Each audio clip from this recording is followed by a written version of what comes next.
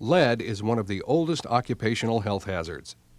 Lead can stay in your body for years and can cause serious health effects that may not be treatable. Overexposure to lead is still a major problem among workers in many industries. No level of lead in the air is completely safe. Lead can be in the air in your home. If lead-based paint has been used, it's used in some types of dishes and china and can be even found in the water we drink, since lead solder was used in many types of plumbing. It can be almost anywhere, and public health experts strongly recommend that all workers handling lead periodically monitor their blood levels and most certainly adhere to safe work practices established by their employers. In the workplace, the metal that is used to make castings contains a certain percentage of lead, depending upon the type of metal being processed. The lead content is between 5 and 7% of different metals. As the metal is melted, a potential for exposure to lead fumes may occur. When the melted metal is poured into molds, another exposure potential may occur. Since the melted metal has a small percentage of lead in it, as it comes into contact with the molding sand in the mold, the sand then is also exposed to lead.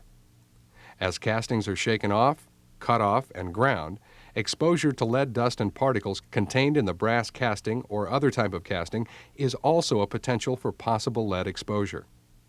Let's quickly review some health damage that lead can cause. Lead slowly builds up in your body. The more lead, the more likely it is that harm may occur. Large amounts can severely damage your brain, nervous system, kidneys, or blood. You may notice tiredness, trouble concentrating, headaches, irritability, stomach pains, poor appetite, constipation, diarrhea, muscle or joint pains, and weakness. Damage may be occurring even if you have no symptoms. Each person is different and responds differently to varying degrees of lead poisoning. Lead dust from your job could harm your children. Lead dust can be taken home on your work shoes, work clothes, skin, and hair. Because of the many ways lead can be transmitted to your body, blood lead tests should be given to small children under the age of 6. Some states require testing and even educating young children on the hazards of lead. Okay, let's talk about protecting yourself from lead exposure in the workplace. Obviously, the best way to prevent lead or any toxic substance from causing harm is to minimize or prevent exposure. This comes in many forms. Ventilation. For many jobs, local exhaust ventilation can be used to control exposures. Local exhaust systems capture contaminated air from the source before it spreads into your breathing zone. Other types of ventilation are not nearly as effective in controlling lead exposures, and these include fans, open windows, and doors. Personal protective equipment. The proper use of respirators and work uniforms can be very important for protecting your health. Lead from the workplace can be tracked everywhere, in your car, home, and other places. After showering at work, never wear your work clothing and shoes outside the workplace. Of course, wash your hands and arms before you eat or before you handle your food or cigarettes. Never store food or eat in the work areas. Part of your responsibility is to participate in the required company medical program. Physical exams and blood tests are intended to detect early signs of overexposure to lead before you get sick.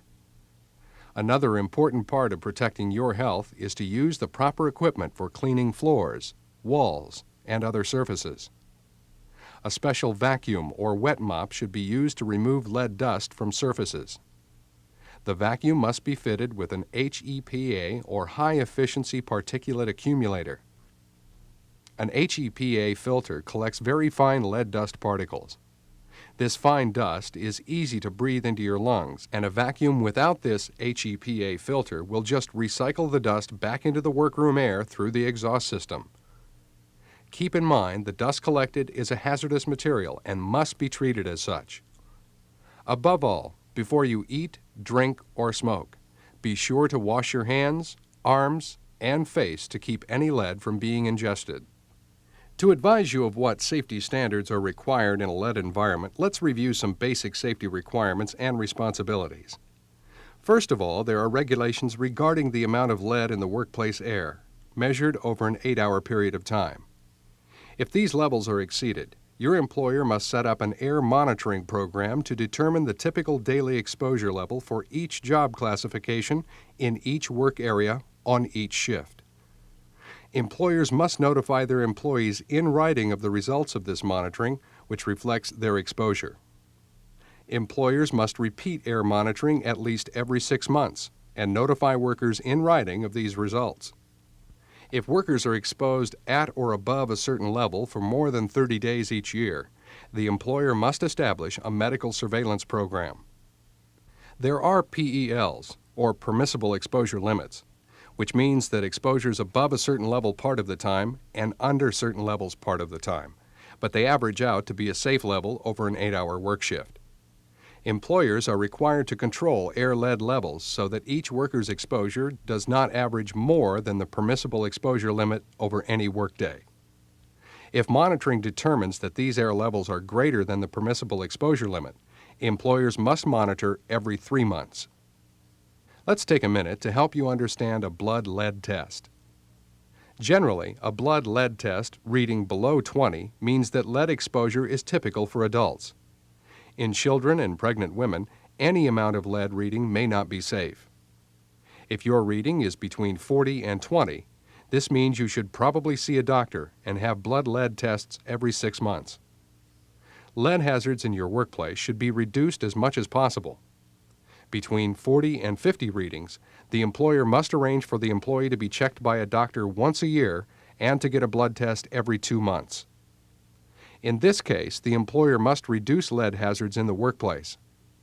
A reading between 50 and 60, this is a danger zone, and if your blood lead test stays at an average above a certain level for 6 months or more, the employee must be transferred to a lead-free area until the blood lead level drops to a medically acceptable level. In this case, the employee must be checked by a doctor and have a blood lead test every month. The same thing applies to any reading over 60. A lead exposure prevention program is adopted by any employer whose employees may be working with or exposed to lead. Generally, the first thing that happens before a new employee begins work is to have a medical examination. This may include an audiometric exam or hearing exam, and a spirometry exam, which tests the lungs to make sure you can wear respiratory protective equipment. A blood test will determine if you have any existing lead exposure and will serve as a baseline for future exams. Each company may have different examinations for their specific operations. The next step is training and education. Regardless of where you worked before, or if this is your first job, training is an important part of your job. You'll be trained in the proper use of respiratory protection and how to use respirators. You'll also learn how to fit test your respirator to make sure your respirator fits properly and protects your health the way it was intended. You'll receive special training in the proper use, handling, wearing, cleaning, and storing of respirators.